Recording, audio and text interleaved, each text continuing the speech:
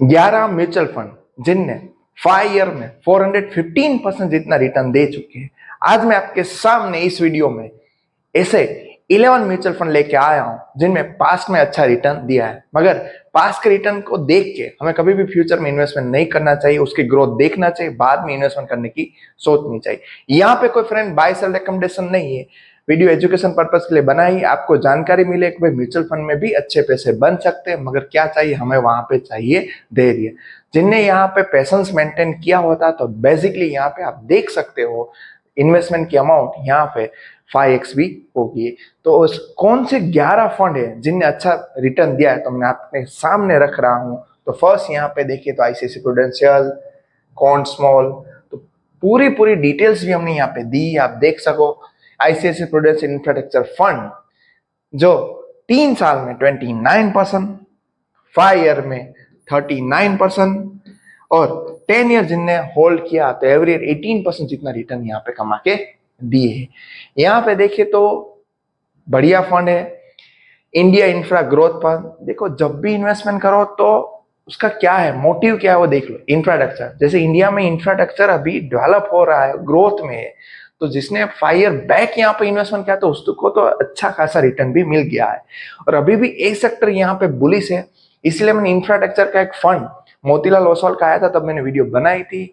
10 रुपए का एनएवी थी, अभी देखे तो 12 रुपए में, 12 रुपीज में मिल रही है। स्ट्रॉन्ग यहाँ पे बेनिफिशियरी इंडिया ग्रोथ का कंसिस्ट लॉन्ग टर्म परफॉर्मेंस भी है, वेल्थ क्रिएशन फंड है। तो यहाँ पे आप अपने डाटा पे रख सकते हो। अगर आपके पास कोई थीमेटिक पर्पस का कोई म्यूचुअल फंड नहीं तो इसे देख सकते हो। मगर मेरे हिसाब से जहाँ ऐसे जो थीमेटिक और सब फंड होते हैं वहां पे इन्वेस्टमेंट जब भी मार्केट में गिरावट है तभी करना चाहिए। एसआईपी से उससे बेटर रिटर्न मिल सकता है। साइक्लिकल इंफ्रास्ट्रक्चर है, सेंसिटिव है, गवर्नमेंट पॉलिसी यहाँ पे सबसे ज्यादा इंपॉर्टेंट है। मान लो गवर्नमेंट पॉलिसी अभी इंफ्रा को फेवर करे तो यहाँ पे अच्छा रहेगा। इसलिए तो मैंने एक वीडियो बनाए थे जिनमें 3 म्यूचुअल फंड सेमीकंडक्टर रिलेटेड है।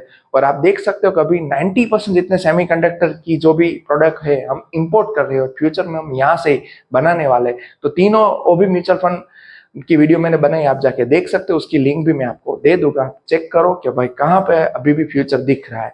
तो इंफ्रास्ट्रक्चर को भी अपनी रडार पे रखो। सेकंड है कॉन स्मॉल फंड। जैसे देखिए तो इस फंड ने बढ़िया रिटर्न दिया, मगर लास्ट ईयर की बात करें तो नेगेटिव रिटर्न दिया है। तो क्या हो जाता है कि अभी मार्केट में स्मॉल स्केप की रिटर्न अभी अच्छी नहीं है, तो कई फंड कई बार अच्छे होते तो बाद में अच्छा रिटर्न नहीं भी दे सकते हैं। तो हमें क्या करना है, कोई भी फंड आपको लॉन्ग टर्म के लिए इन्वेस्टमेंट किया तो लंबी अवधि के लिए यहाँ पे रहना है। जैसे स्मॉल कैप फंड में जनरली 5 to 10 ईयर आपका होराइजन हो तभी जाना चाहिए, रिस्क ज्यादा है, रिटर्न भी ज्यादा देते हैं। कॉन्ट है, निपॉन है, बाकी सब भी देख सकते हो। मगर यहाँ पे अभी जिसने अच्छा रिटर्न दिया वो हिस्ट्री यहाँ पे दी है। 3 साल में देखे तो 24.8, 5 ईयर में देखे तो 36.96, 10 ईयर में देखे तो 20.36। यहाँ पे भी स्ट्रॉन्ग अल्फा जनरेट कर रहा है, अपॉर्चुनिटी भी है। रिस्क क्या है, हाई वॉलेटिलिटी, मैंने पहले ही बोल दिया आपको। नेक्स्ट फ्रैंकलिन का बिल्ड इंडिया फंड, ये भी इंफ्रास्ट्रक्चर में ही इन्वेस्टमेंट करते हैं। इसमें कई सारे फंड इंफ्रास्ट्रक्चर रिलेटेड ही है। तो आपके पास कोई फंड नहीं है तो यहाँ से देखना चाहिए, और आपके पास कौन सा फंड है वो भी मुझे नीचे कमेंट बॉक्स में लिख के देना। यहाँ पे देखिए तो ये फंड है इंफ्रास्ट्रक्चर कैपिटल गुड्स में इन्वेस्टमेंट करता है। 3 साल की रिटर्न फ्रेंड यहाँ पे देखो 29.30% जनरेट कर चुकी है। 5 साल की देखे तो 36 पॉइंट, और 10 साल की देखे तो 19%, बढ़िया रिटर्न है। थीम है यहाँ पे रिकॉर्ड ऑफ स्ट्रॉन्ग रिटर्न भी है, कैपिटल एक्सपेंडिचर साइकिल में है। मगर यहाँ पे फिर से एक ही इंफ्रास्ट्रक्चर में एक्सपोजर है, मीन्स के सेक्टर में साइक्लिकल आ सकते हैं। कई सारे फंड इंफ्रास्ट्रक्चर रिलेटेड है, इसलिए साइक्लिकल देखना, गवर्नमेंट पॉलिसी भी देखना है, सब जगह पे रिस्क तो है। मगर फ्यूचर अच्छा है। HDFC infrastructure fund related to businesses like 3 साल में देखिए तो यहाँ पे सालाना 29%, 5 ईयर तक जिसने होल्ड किया 36%, 10 ईयर जिसने होल्ड किया बढ़िया रिटर्न दिया फिर भी 13%। यहाँ पे लॉन्ग टर्म वेल्थ क्रिएशन वाला फंड है।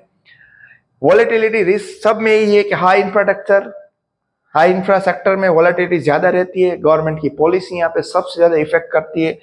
नेक्स्ट देखिए तो बंधन इंफ्रास्ट्रक्चर, इसने भी अच्छा रिटर्न दिया। तो ऐसा यहाँ पे एक बात कंफर्म हो जाती है कि जब भी इन्वेस्टमेंट करो तो फ्यूचर को देख के करो। ऐसा नहीं कि किसी का पास का रिटर्न अच्छा तो उसका फ्यूचर का भी रिटर्न अच्छा रहेगा। जैसे कई सारे लोग ने कॉन्ट में इन्वेस्टमेंट किया तो उसका पास तो बेटर था, मगर ऐसा नहीं कि अभी रिटर्न मिले, क्योंकि ऑलरेडी यहाँ वहाँ पे उसकी एयू भी बढ़ी, साथ में यहाँ पे देखिए तो रिस्क एक्सपोजर भी वहाँ पे बड़ा देखने को मिल रहा है। और स्मॉल कंपनी अभी मार्केट में गिरावट है तो ज्यादा गिरावट वहां पे देखने को मिले। तो स्मॉल कैप में जाना चाहते हो तो लंबी अवधि के लिए ओनली पास रिटर्न मत देखो, फ्यूचर भी देखो। इंफ्रास्ट्रक्चर अभी भी फ्यूचर है, क्योंकि इंफ्रास्ट्रक्चर का एक्सपेंशन होना यहाँ पे कंफर्म है।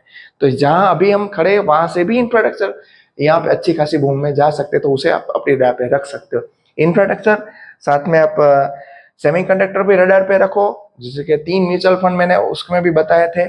और बाकी जो सेक्टर फ्यूचर रिलेटेड है, डेटा सेंटर है, वाटर साइकिल मैनेजमेंट, ये सब फ्यूचर रिलेटेड है।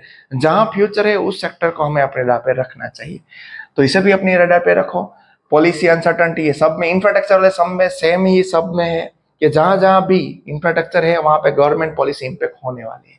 यहाँ पे इंफ्रा रिलेटेड कंपनी है, 3 साल की रिटर्न यहाँ पे देखिए तो 19%, 5 साल की 36%, 10 साल की देखिए तो 20%।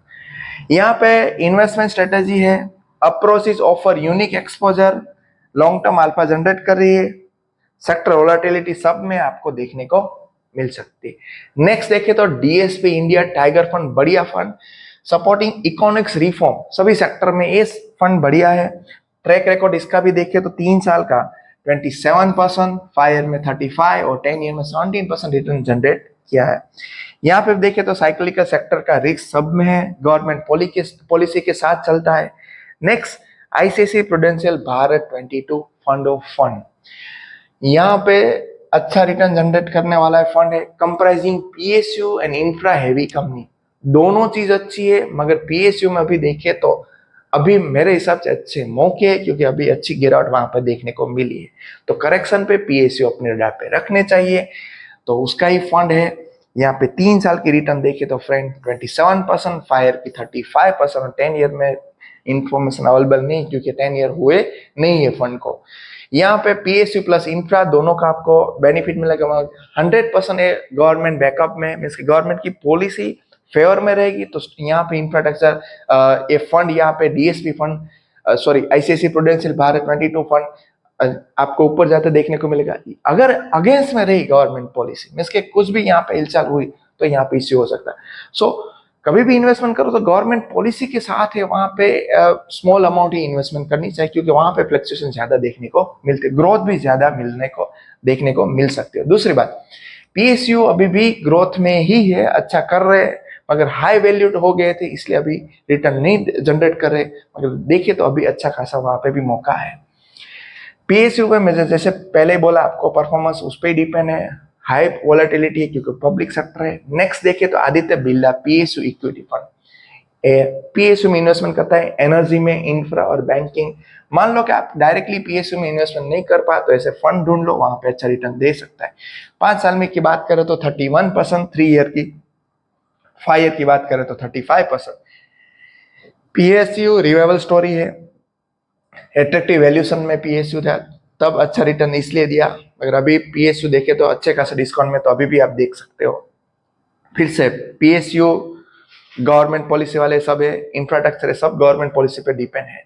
नेक्स्ट देखें तो मोतीलाल ओसवाल का मिड कैप फंड या एवरग्रीन फंड है, आप कभी भी इसको खरीद सकते हो, इसमें एसआईपी भी कर सकते हो, कोई बाय सेल रिकमेंडेशन नहीं, अपने हिसाब से देख सकते हो। मगर मिड कैप कंपनी में इन्वेस्टमेंट करता है, स्ट्रॉन्ग ग्रोथ वाली, 26% 3 ईयर में, 5 ईयर में 35% और 10 ईयर में 19%। मगर स्टॉक मार्केट है, अगर आपने यहाँ पे 25 में शुरुआत में इन्वेस्टमेंट किया हो तो कई लोग के यहाँ पे म्यूचुअल फंड में नेगेटिव रिटर्न भी हो गए, एसआईपी में नेगेटिव रिटर्न भी हो गए।